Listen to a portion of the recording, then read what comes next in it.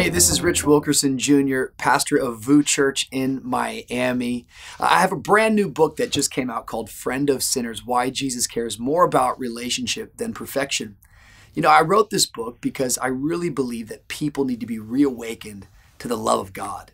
You know, the gospel is the good news. What's the good news? That Jesus Christ came, took everything that we deserved so that we could get everything that he deserves.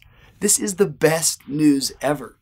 I think the more that we think about that, the more that we receive that, the more that we bask in that, we get full of it.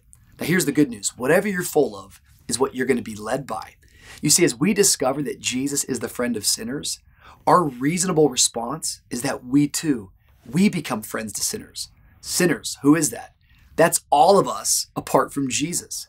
I think as followers of Christ, our life should be lived on mission every single day. That we should be loving intentionally the people around us.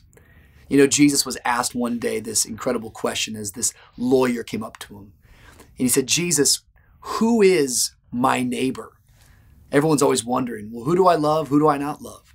Classic Jesus. He doesn't just define or answer it. Instead, he tells them a parable. He tells them the story of the Good Samaritan. He tells about this guy who gets beat up, who gets left on the road. A priest walks by, doesn't do anything. A Levite walks by, doesn't do anything. Finally, a Samaritan walks by. Samaritans and Jews, they were enemies. Yet the Samaritan picked the man up, paid for all of his charges, cleaned his wounds out, and looked after him. Jesus finished his story and said, who do you think was the good neighbor? Well, the man was perplexed, and he had to answer, I suppose the Samaritan. You see, I think my challenge for you this week is really, really simple. Instead of asking, who is your neighbor? Why don't you start asking today, am I a good neighbor?